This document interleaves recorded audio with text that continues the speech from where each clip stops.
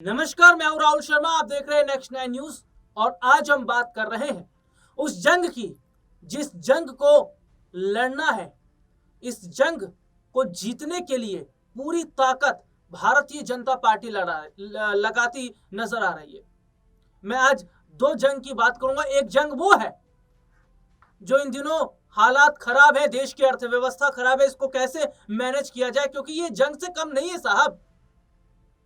LPG के दामों में बढ़ोतरी, एलपीजी सिलेंडरों का ना मिलना, अभी भी गैस की किल्लत है, अभी भी बहुत सारे होटल रेस्टोरेंट हैं जहां पर ताले लगे हुए हैं। आज भी ढाबों में रोटी नहीं बन पा रही है, अगर बन रही है तो जो रोटी 5 की थी उसे 10 में दिया जा रहा है। ये तो गरीब जनता मारी जा रही है, क्योंकि गरीब जनता जो एक वक्त में 20 रुपए में 30 रुपए में खाना खा लेती थी, आज उसे और ज्यादा पैसे देने पड़ रहे हैं। जो 100 रुपए की थाली है आज उसकी कीमत 200 रुपए हो गई है। एक रोटी की कीमत जो अभी तक 3 रुपए 4 रुपए होती थी वो सीधा 10 रुपए आ गई है। इतनी इनकम, इतनी सैलरी लोगों के पास नहीं है। जो गरीब मजदूर लोग हैं, जो ढाबे पे खाना खाते हैं, जो लोग ढाबे के आश्रय, उनकी मुश्किलें बढ़ रही हैं। कच्चे तेल के दामों में बढ़ोतरी हो रही है। कच्चा तेल जो है नहीं आ रहा है, जिससे सब्जियां, दूध, तमाम चीजों के दाम बढ़ रहे हैं। ये जंग है जो अभी तक इसको कैसे मैनेज करना है, इस पर कैसे काबू पाना है, सरकार नहीं काम कर पाई। और दूसरी जंग आकर खड़ी हो गई, वो चुनाव की जंग है साहब। क्योंकि चुनाव आयोग ने कई राज्यों के चुनाव की तारीखों का ऐलान कर दिया है। अब ये जो दो मुहायने पर जंग है, इस जंग का असर भारत पर कितना पड़ेगा, और जो हालात इन दिनों खराब है उसका असर क्या चुनाव पर पड़ेगा। चुनाव आयोग ने पश्चिम बंगाल, तमिलनाडु, असम, केरल और पुडुचेरी में चुनाव की तारीखों का ऐलान ऐसे समय में किया जब देश दुनिया के सामने कई चुनौतियां हैं। खाड़ी क्षेत्र में युद्ध की आशंका से एलपीजी सिलेंडर की किल्लत बढ़ती चली जा रही है। आज भी एलपीजी के जो सिलेंडर हैं वो नहीं मिल रहे हैं, ज्यादा कीमत देने पर भी नहीं मिल रहे हैं। बढ़ती तेल कीमतें, गिरता शेयर बाजार और अर्थव्यवस्था पर दबाव चिंता बढ़ा रहा है। ईरान और अमेरिका, इस तनाव के कारण कई भारतीय वहां फंसे हैं। ईरान और अमेरिका के बीच जो माहौल है, इजराइल की मैं इसमें बात करता हूं। देखिए, अमेरिका पूरा साथ इजराइल का दे रहा है। इस युद्ध में सबसे ज्यादा अगर कोई खुलकर सामने आया है इस युद्ध में, अमेरिका इजराइल का साथ देने के लिए। और सबसे बड़ी बात है कि कई भारतीय वहां फंसे हैं।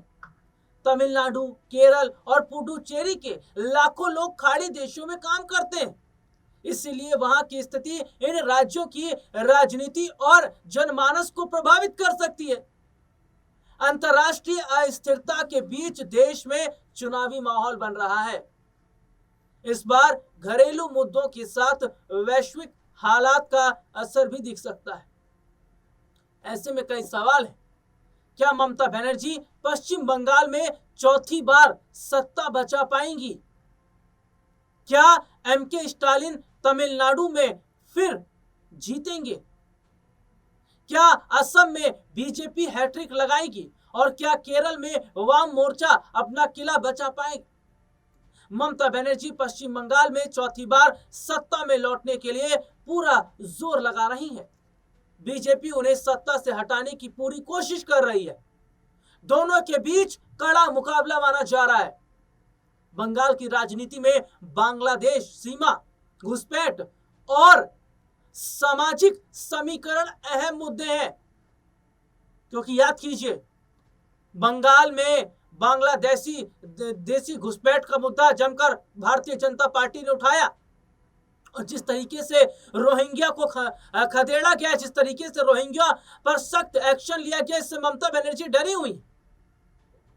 चुनावी कार्यक्रम घोषित होने से पहले ममता ने, देखिए, बहुत बड़ा खेल खेला है। चुनावी कार्यक्रम घोषित होने से पहले ममता ने कर्मचारियों, पेंशनरों और शिक्षकों के लंबित महंगाई भत्तों के भुगतान का ऐलान कर दिया।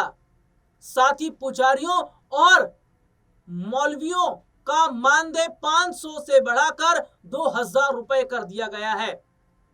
इसे हिंदू मुस्लिम दोनों को साधने की कोशिश मानी जा रही है। घुसपैठ, भ्रष्टाचार, कानून व्यवस्था और बेरोजगारी को मुद्दा बनाकर ममता सरकार पर हमला इस वक्त अगर कोई कर रहा है तो वो भारतीय जनता पार्टी है। ममता इस बार अगर सत्ता में नहीं आ पाई तो समझ लीजिए कि उनकी जो भविष्य की राजनीति है वो अंधकार में आ जाएगी, क्योंकि बीजेपी एक बार अगर बंगाल में आ गई तो ममता को मौका नहीं मिल पाएगा। वहीं दूसरी तरफ शिक्षक भर्ती, कोयला और राशन घोटालों को भी खूब उछाला जा रहा है।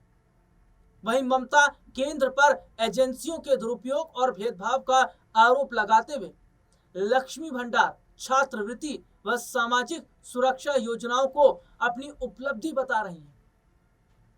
ममता बनर्जी इस बात जानती है कि ये चुनाव करो या फिर मरो पर है और इसीलिए पूरी ताकत ममता बनर्जी लगा रही है। लेकिन यहां पर भारतीय जनता पार्टी के लिए चुनौती तो है साहब, क्योंकि आप कितना छुपाएंगे और सच छुपाया नहीं जाता, सच तो सामने आ ही जाता है। क्या देश में एलपीजी सिलेंडर की कमी नहीं है? क्या आज भी कई देश के अंदर ऐसे कई राज्य हैं जहां पर होटल्स क्या बंद नहीं है, जहां पर क्या कारखाने बंद नहीं है, ढाबे क्या बंद नहीं है, और कुछ दुकानें अगर खुली हैं तो नाम मात्र का सामान वहां पर मिल पा रहा है। वो भी क्या करें, मजबूरी है उनकी। आम आदमी, गरीब आदमी जो मजदूर है, जो ढाबे के सहारे रहता है, जो छोटे छोटे जो रेडी पटरी होती है उसके सहारे होता है। बहुत सारे लोग मुझे इस वक्त सुन रहे होंगे, वो ये बात जानते हैं। बहुत सारे जो फैक्ट्रीज में लोग काम करते हैं, वो जो मजदूर लोग हैं, उनका सबसे बड़ा आश्रय जो है खाने का, वो ढाबा ही होता है। छोटे छोटे स्टॉल खाने के होते हैं जो आज बंद हो गए हैं। इस बंद होने की वजह एलपीजी गैस की किल्लत है। लेकिन सरकार आखिरकार कर क्या रही है, कैसे इसका निजात मिलेगा? यह मुद्दा चुनाव पर बड़ा असर डालेगा। पेट्रोल डीजल के दाम आसमान छू रहे हैं, मिल नहीं रहे कच्चे तेल। जाहिर तौर पर नहीं मिल रहा है तो दाम तो आसमान पर जाएंगे, और अगर उसके दाम आसमान पर जाएंगे तो लोगों की पॉकेट और ढीली होगी साहब। आलू, प्याज, टमाटर, जो सब्जियां, हरी सब्जियां हैं, जो फल हैं, दूध है, तमाम चीजें हैं, उसके रेट भी आसमान पर छुएंगे, और जो कि छू रहे हैं। आम जनता, गरीब जनता इस वक्त पूरी तरीके से पिसी हुई है, और यही तो विपक्ष कह रहा है कि सिलेंडर गायब और नरेंद्र गायब।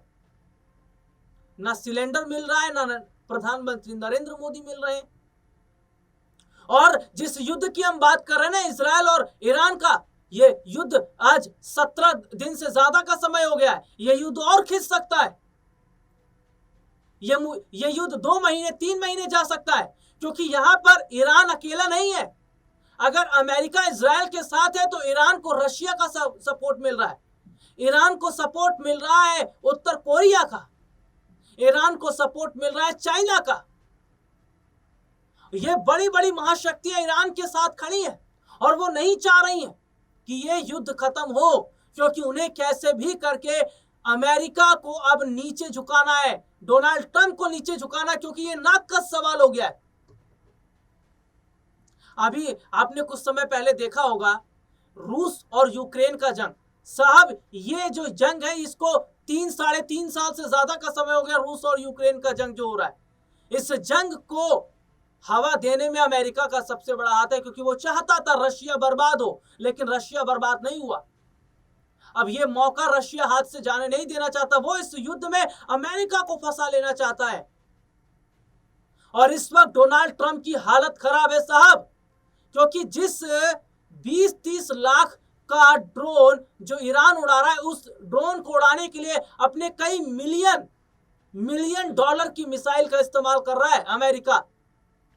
समझिए, 20-30 लाख के ड्रोन को उड़ाने के लिए अमेरिका की जनता आज सवाल पूछ रही है डोनाल्ड ट्रंप से कि आखिरकार क्या जरूरत थी ईरान पर हमला करने की, क्योंकि वहां की भी तो अर्थव्यवस्था खराब हो रही है। कई सैनिक अमेरिका के मारे गए हैं, उसका कई जहाज नुकसान हुआ है। यह बताता है कि अमेरिका ने सबसे बड़ी गलती कर ली। जैसे उसने वेनेजुएला को लेकर सोचा था, वैसे उसने ईरान को लेकर सोचा, लेकिन उसे यह नहीं पता कि ईरान एक शक्तिशाली देश है साहब। और जब से कई बड़ी महाशक्तियों ने ईरान को पीछे से सपोर्ट दिया, उसके बाद तो उसकी पावर और बढ़ गई। अब ट्रंप हाय हाय कर रहे हैं क्योंकि युद्ध भी नहीं रोक सकते, युद्ध करें, युद्ध रोकेंगे तो बदनामी होगी। लेकिन इस युद्ध के चक्कर में साहब गरीब लोग मारा जा रहा है, आम लोग मारे जा रहे हैं, उनके घरों में खाना नहीं बन पा रहा है, उनके घरों में गैस नहीं जल पा रही है। जो लोग मजदूरी करके, रेड़ी लगा के दिहाड़ी कमाते थे, आज मजबूर है बंद करने के लिए। आज ढाबे बंद हो गए हैं। इसका भारत की अर्थव्यवस्था पर भी असर पड़ रहा है, क्योंकि बहुत बड़ा टैक्स भी जाता था। कहीं आप रेस्टोरेंट में जाइए, होटल्स में जाइए, जब खाना आता था तो उसमें बिल भी आता था, उसमें टैक्स लगा होता था, वो टैक्स सरकार को ही तो जाता था। लेकिन आज ऊपर से नीचे तक सब स्वाहा हुआ पड़ा है। अब सरकार क्या करेगी ये तो वही जाने, लेकिन क्या इन मुद्दों का असर वाकई अगर चुनाव पर होगा तो बीजेपी को बंगाल सहित कई राज्यों में मुंह की खानी पड़ेगी। फिलहाल इस प्रोग्राम में इतना ही, मुझे इजाजत दीजिए, नमस्कार।